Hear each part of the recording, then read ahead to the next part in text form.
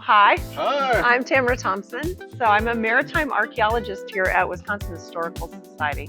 So I work on shipwrecks, but all things underwater. Sometimes we work on Native American sites, like the canoes out in Lake Mendota. And sometimes we end up collecting some really odd history. And that would be where we came up with these films from Max Nohl. We had a group of volunteers that were very interested in collecting Wisconsin diving history. In this project, we went out to seek any information that was still out there in people's basements and closets, and just to gather stories and collect them about kind of Wisconsin's diving heroes. And you wouldn't know this, but you probably, this is my cocktail party joke, is that if you had to guess where scuba was invented, I bet Wisconsin would never be one of the first places you would have guessed. It would be on a coast or something. But it was actually invented here by Max Nohl, and he was an inventor diver it was born in 1913 in Milwaukee, and over his life invented a lot of things involved with underwater science and filmmaking. And so these films are just part of it. So when we went out and asked people for what they had, we discovered that there's a little private museum that's down by Rockford, Illinois in Loves Park, called the Lockwood Scuba Museum. And Jim Lockwood was a contemporary of Max Nohl. And when Max died in 1960, some of his films were distributed amongst his friends. They wanted some of his equipment and things.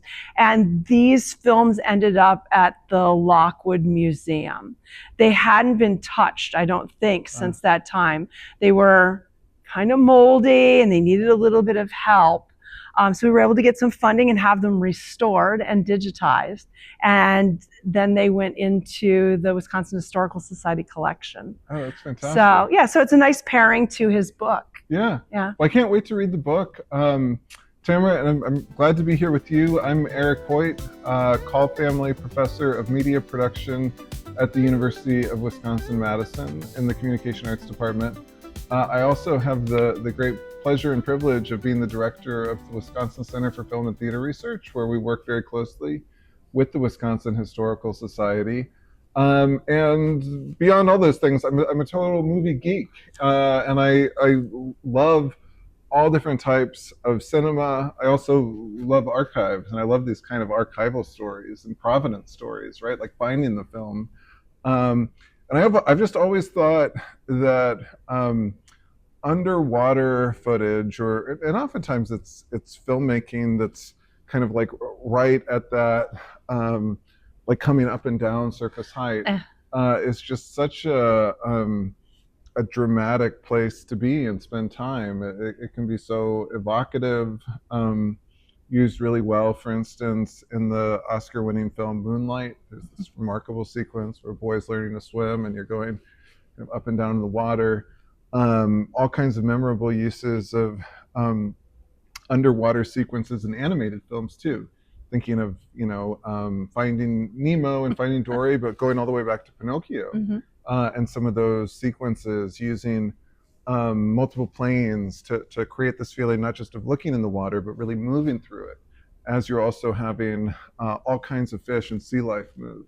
And so even just on an aesthetic level, I'm really curious to watch these films. I haven't watched them yet. So I'm really curious to see them and see more about how Max Nohl thought of what he should be showing us of underwater life. Are they, kind of like landscapes watching us move, or is he trying to give us really that feeling of doing something like scuba, of really kind of moving through the water, like you get, for instance, in those animated films I was mentioning, like Pinocchio and Finding Nemo. So should we roll the film? Absolutely. All right, let's roll film. Oh my goodness. Kaboom. So this sequence, I believe, is with the Navy's underwater demolition team, UDT team, and he is filming it. I'm not sure exactly where this was filmed. There's a clip to a boat in it in the longer format, and it has Milwaukee on the stern. So I'm not sure if this was a group that was out of Milwaukee. This is his dog. That's Max himself and his dog. Unfortunately, the dog also died with them in 1960 in the accident. Oh, it's very sad. But and so Max Nohl created these films to show. He was on a speaker series called the Red Path Speakers Bureau after he set the world diving record in 1937. He made films, took them around with him for these presentations. And a lot of this is actually learning how to film underwater and what was capable. That's Newt Perry, the man taking notes at the table. He is a champion swimmer, a swimming coach, and he was most known as a promoter of Florida ecotourism. So he seems to be very good at holding his breath. Yeah. And you'll see he teaches them techniques on how to swim and scores them.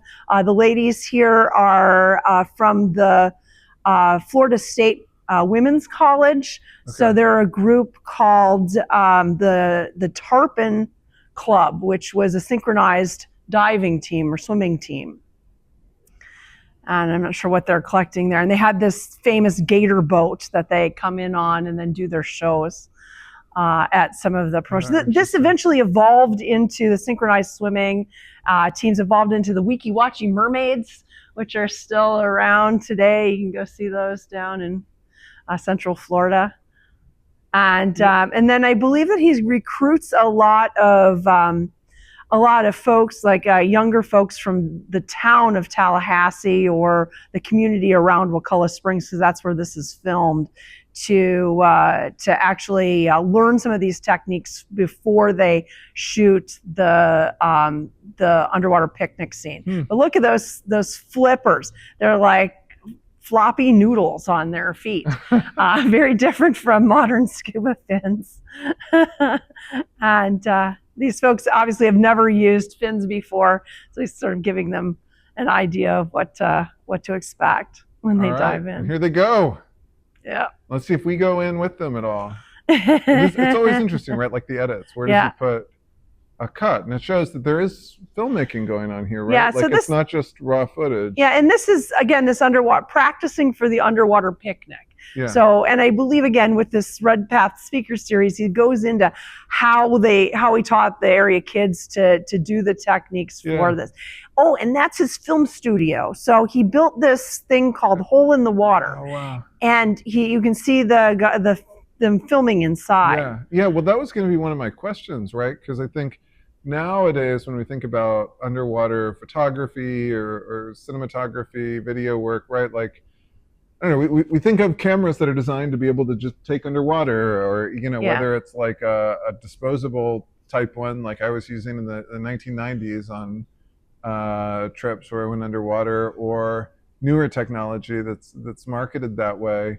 But here, I mean, that camera contraption, what it actually reminds me a lot of is the way that films were shot in the early 1930s, very end of the 1920s, early 1930s, during that transition to sound from silent films, when the cameras were making lots of noise, when microphone technologies were still being worked out. And so they wanted the camera to be encased into something that wouldn't pick up the sound. In this case, right, like the issue's not sound. They're not shooting sync sound at all, but it does, kind of like those films I was mentioning, limit the movement. That like what we're able to do here is pan to the left and to the right or down. But so far there haven't been anything kind of that we'd think of as being like a tracking shot, really moving us through space, the way I was talking about earlier, thinking about what made Pinocchio, again, an animated film made really kind of right around the same time, so dynamic. And he has two different ways that he's filming. So this is on a camera on a tripod, which is set up and it's going down into the spring. And then he also had that hole in the water. So kind of a little history behind what you're seeing here is this is the Edward Ball owned the estate at Wakulla Springs. Edward Ball was a financier of DuPont. So you see a lot of acrylics that are being used, and this looks almost like a old-fashioned mailbox. Yeah. And they would pump water or air down into these to displace the water so that people could swim down and then take a breath and then swim to the next one. And you could progressively swim down to about 200 feet of water, going mailbox to mailbox. Wow. Or diving station to diving station. Did they ever bring a postman down there to do that? I feel like that would be a good stunt, right? Like the men and women of the U.S. Postal Service, and maybe they could like deliver some mail as they go. But I mean, I like that, like you were talking before about how what we were seeing is wrapped up in so much in the way of like tourism, and you really like get that, right? Like I was joking there, but also like clearly people had a sense of humor. They had a sense of showmanship with all this.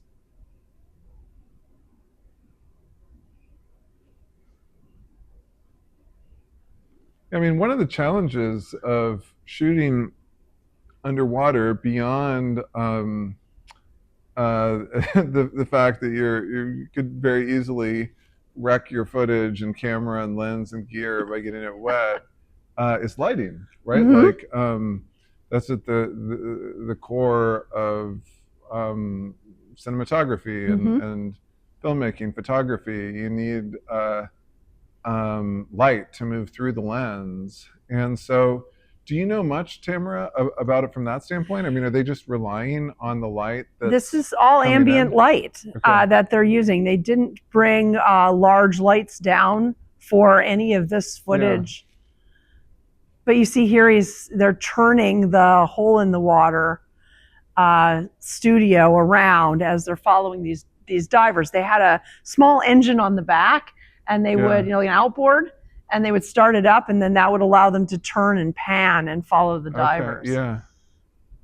Oh yeah. No, this one is interesting, right? Because now it feels like we are moving through space with them, which I think is part of what can make again underwater sequences so dynamic. So here's the picnic, and this picnic shows up in Grantland Rice's Shooting Mermaids film.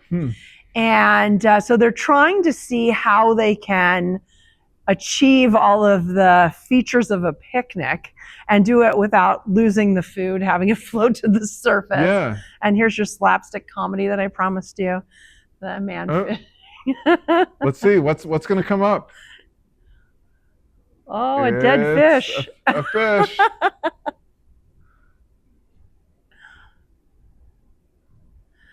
Oh no. Now having a nice cold beer after pulling up that fish. He deserves it. So you see he's like trying to chop wood, and his axe is sort of bouncing off the wood, and then the wood floats away. Okay. It's always, so they figure out they need to weight some of the stuff, put small amounts of lead or sinkers in there to get the things to stay down. So that then watching Grantland Rice's film after this, you'll see how they've perfected what they're doing. So it doesn't slice his hand off. It's a little hazardous, yeah. Whoops.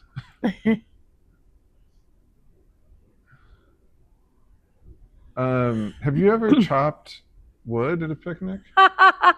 No. I get the basket, but like. I think he's trying to get the coffee hot. Okay. Getting a lot of axe. I'm not getting much coffee. And now it is Farmer Joe again. Let's see, what's not getting what he wants. But I mean, that's Well, now they're interesting, gonna- right? Like the joke, I don't think really lands for us, but clearly they're trying to tell a joke, right? Right. And like, you have a setup and a punchline. You have so much of humor is based on juxtaposition, you know. So here's the juxtaposition, like an underwater picnic, but then also the juxtapositions that are possible through editing, namely here, like you know, people underwater having food and stuff, and some of it floats up, and the fisherman is catching it and getting confused, maybe getting a little intoxicated too. And yeah, like you do get that sort of silent comedy um vibe here, right? Like Yeah. you're talking about slapstick, like a Laurel and Hardy. I don't think you know how hard it is to eat anything underwater. It's really hard You to know, do. I haven't tried, but now that I'm thinking about it, that does seem difficult.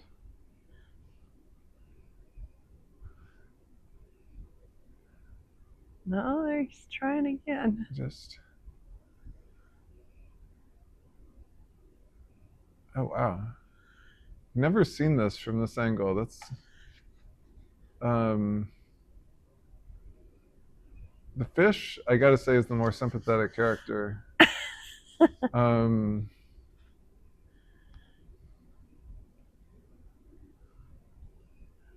all right, looks like you got the coffee hot. All that wood chopping was not in vain.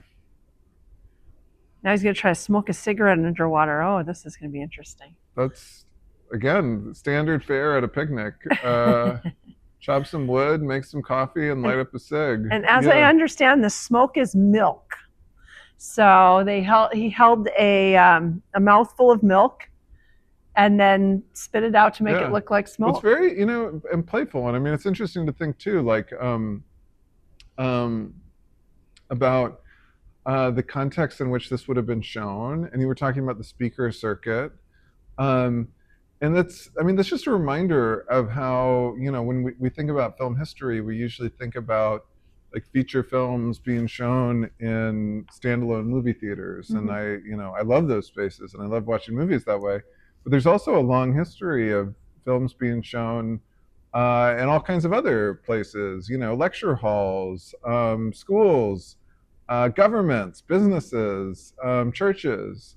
And this is part of that history. And within film and media studies, there's been a growing area of research into non-theatrical film, useful film, educational film, kind of infotainment kind of films, and being mindful, right, that like these were watched, and they were watched in different spaces, not in like a big movie palace, but nonetheless being shown. And like you were bringing up, Tamara, often with some kind of speaker, offering narration, some kind of perhaps like live music, piano accompaniment.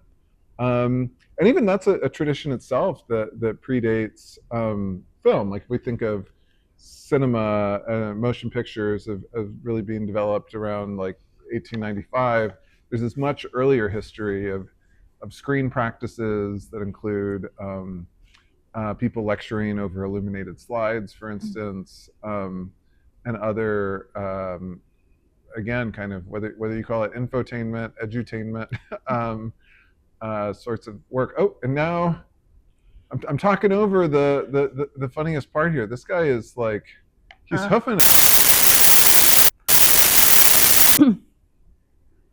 All right, and so that was our first film. That was the first one. Yeah, that was pretty uncut. What he would take to this Red Path lecture series and talk about how they created this Grantland Rice film and how they came up with the techniques for being able to create the underwater picnic, because you're again trying to solve problems that would happen underwater. How do you convey smoke? Yeah. How do you actually eat underwater?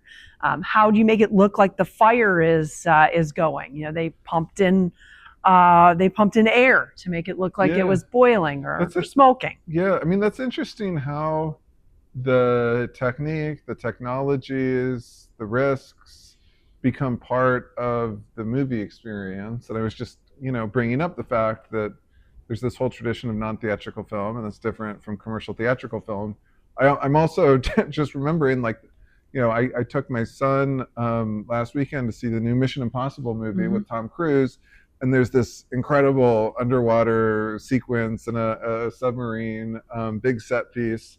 And when you watch any of the kind of like interviews or press around the movie, it's always these kind of questions like, how do you do it? Like, what's the technique? And I also think of a filmmaker like James Cameron, who did Titanic and the Avatars, The Abyss, as someone whose films are so bound up in pushing technological limitations along with these very kind of like human risks and involvements. So Avatar has this incredible computer animation, but part of creating it involved Kate Winslet holding her breath for like 5 or 6 minutes, something incredible. And that, again, that becomes part of the story. And it's so interesting to me that Max Nohl made that part of the story and part of the entertainment here. And you had talked about like these transitions from being on the surface to underwater, and kind of getting these 50-50 shots sometimes, or showing this immersion. And that was something that they added on to the Hole in the Water later, was that that studio, or whatever you'd want to call it, the floating, I don't even know what you would call it, a floating operations studio. They added on sort of a teeter-totter to the top of it, so that they could, in Tarzan, there were a couple of the Tarzan movies that were filmed at Wakulla as well, and Creature from the Black Lagoon, and they added those sequences in where you would have something above the water, and then it would teeter in and lower the camera down to show that transition. To work the exposure very quickly, I would think. In other words, like, I assume in these underwater sequences, you have the aperture just about like all the way open, right? Like to allow for as much light as you can. But if you did that on a sunny day above what, right? Like it's going to be totally blown out. So how do you sort of like make those kinds of adjustments quickly to be able to move through a dynamic range that you can't at a single f-stop? And what's interesting about Hole in the Water too is that it had, when they were done making these films, it eventually sunk, and it was in the bottom of Wakulla Springs for a long time. And then maybe about 10 years ago, during a storm, it washed up on the swimming beach, and they didn't really know what it was. They grabbed it with a forklift and moved it behind the ranger station. And I'd heard about this, so I drove down there, and I'm like, oh my goodness, this is the film studio for Max Nohl and all of these films, and they've now painstakingly restored it. And so if you go to Wakulla Springs State Park, you can see the restored Hole in the Water. Wow! So you've studied shipwrecks, and you've also studied wrecked underwater film booths. I love it.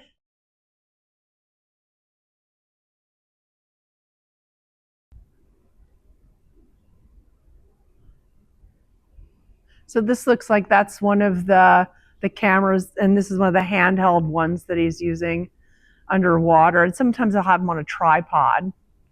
Now, are they really shooting anything like that right now? He is.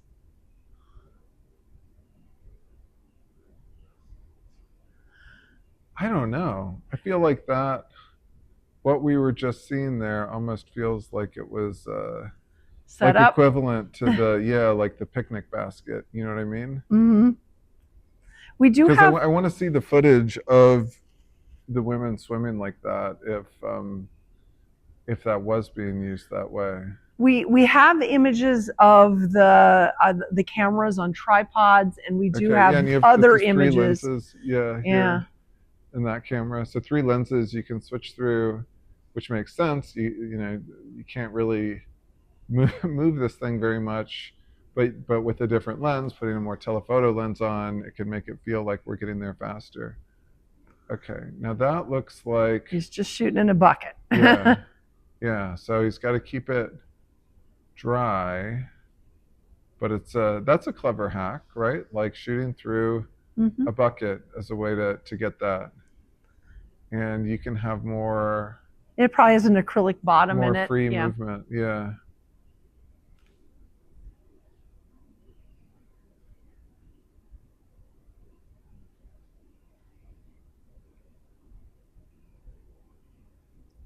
And it does.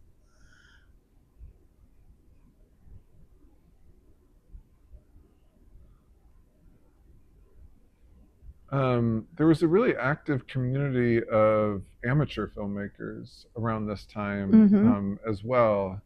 You know, folks who were creating their own films at the Wisconsin Center for Film and Theater Research and Media History Digital Library. We've scanned a number of issues of some of their magazines called Movie Makers. Oh, cool. And there's a British one called Amateur Cine. You could yourself be a card-carrying member of the Amateur Cinema League, an international organization. And part of me is curious if Max Nohl was part of that, because what you see in those magazines are a lot of these tips, Yeah. like how to make a great film on a lake. I wonder if there's a way to find that out. This is at Tarpon Springs, so in Florida. So this is a Greek community of sponge divers, and he joined them for a season to learn about hard hat sponge diving and techniques that they use to prevent decompression sickness. Does that have anything to do with SpongeBob SquarePants?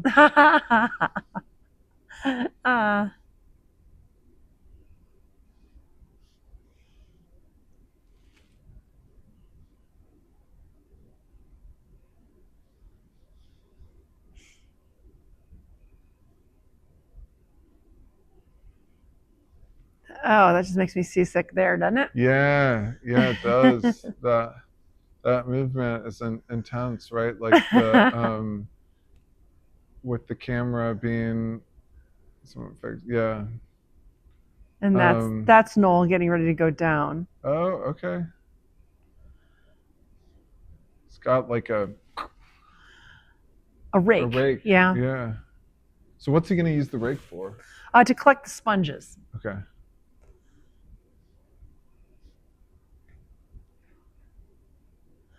And this is all, hard hat diving with the tether. You have someone running a compressor on top of the boat. There's the compressor running, pumping air down through the hose. And those were heavy suits, right? And with weighted boots, yeah. Yeah. So that's standard dress diving.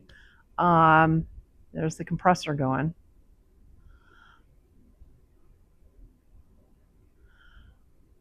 And this is, I would believe this is probably in the Caribbean or the Florida Keys. And one of the many wrecks that they salvaged. They did a lot of salvage work on. Yeah. Well, here you get some really dynamic underwater footage, right? Like it's that feeling that we haven't really gotten up to this point of moving in space with the diver. Right, like and you can see also that, like, again, the techniques are changing and the equipment that he's using is changing as they're, making adaptations. Yeah. So a shot like this, we haven't seen, and I'm curious if there is something on like a handheld level being attached. If there's like a very small submarine that's in motion to achieve this? He's carrying the camera. It's a boxed camera. We have photographs of that. So in this collection of things that we acquired his scrapbook, which is 2 banker's boxes filled with pictures of all of the equipment and the development of this equipment over time. That's a cool shot right there. Get the silhouette of the shipwreck objects out front. He's going up an entire mast. It's like, one of my favorite movies as a kid was Little Mermaid.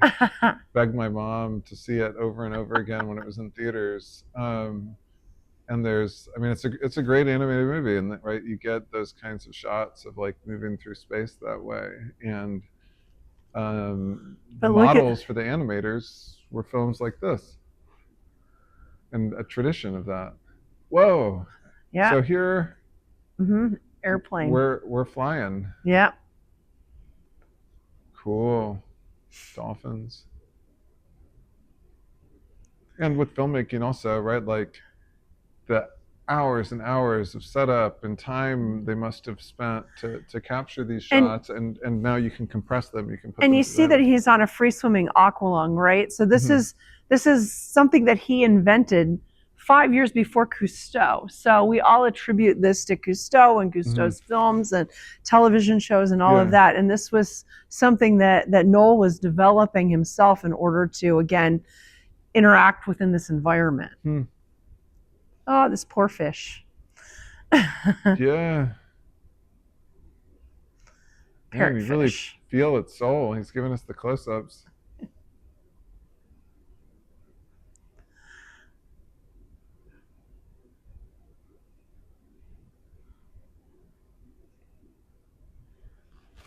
And if you think, these are some of the first people that were immersed in this environment, and they're taking some of these shots of these, animals and creatures. So this is really the first glimpse of that behavior of these fish that people are getting.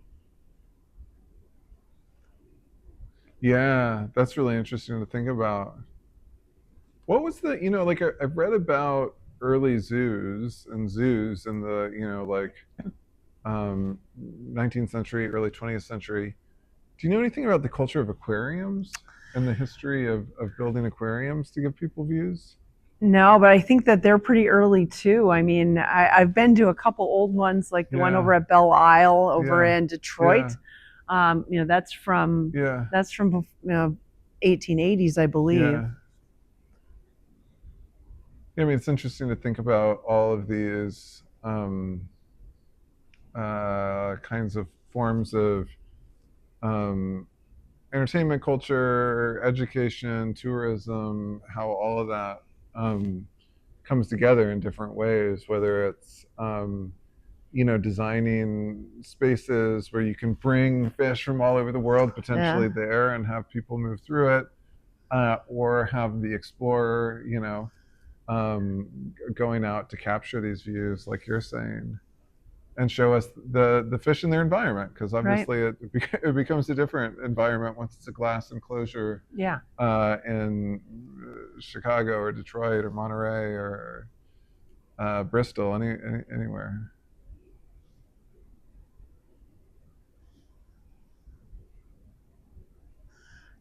I also think it's amazing that he's looking close up, getting sort of macro views of this, and then also able to look at landscapes. And so he must have been able to figure out how to put different lenses on to have different focal distances. And that's a good point. To show us the detail like that. This shot's a little out of focus here, or at least based on what I assume the focal point should be. But that last one was pretty stunning in the sense of the depth and detail.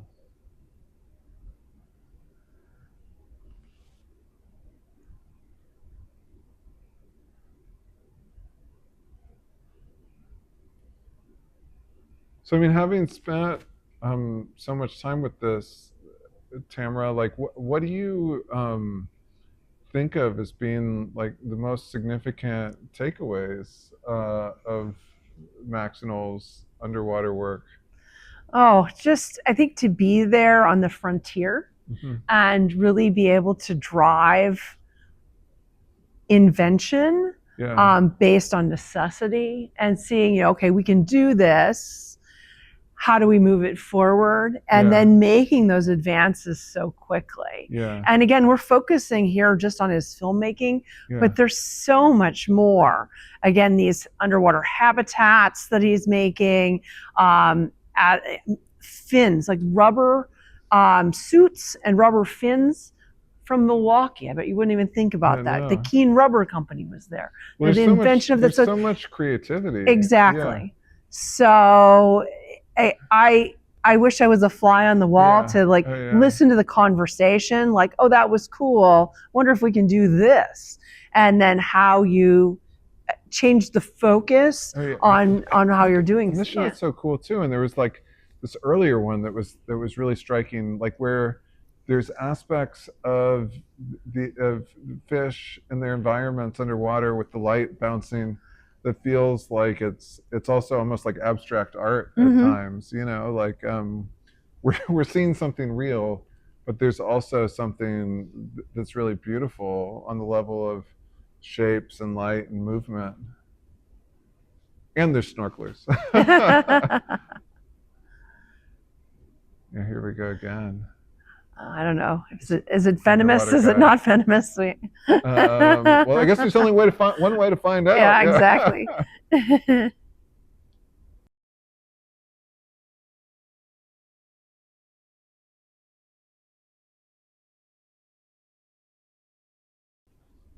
A remora. Oh, wow. Yeah. Yay! Well, this was a real treat. It opens up these other worlds, doesn't it? And I mean, like initially, it was done to open up the world of what lay underwater for folks in the 1930s and 1940s, and now I think we can watch it and appreciate it in this whole other way too. And it's been really exciting getting to hear the story of recovery, because that becomes part of it too, doesn't it? Yeah. There's so much. Again, the book has been, working on the book has been just a really eye-opening project as to what can be done when you have the right group of individuals surrounding you, what the possibilities could be, and the filmmaking and sort of this contribution to Hollywood, and how this ties to something that you see in, you know, films that we're seeing today. You know, this may look a little slapstick and not put together, but that was how they developed, and that is how they got to how this filmmaking and James Cameron and these processes that we love underwater. Yeah, that's right. Were developed. We build on the work that comes before us, and you know, a really influential film historian who was based here at the University of Wisconsin-Madison, David Bordwell. He passed away a year ago, sadly. But he wrote beautifully about this, and what he talked about is the problem and solution aspect of filmmaking. And here you have that, and you have it on this broader level, right? Of like of underwater work and scuba, right? Like people encounter different problems, different challenges. How do I show something? How do I make a connection between these things going on?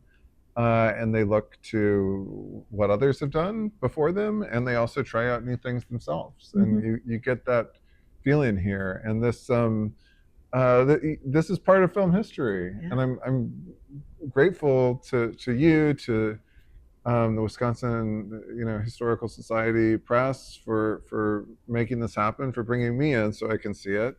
And I really hope that that others watch this and read the book and learn more.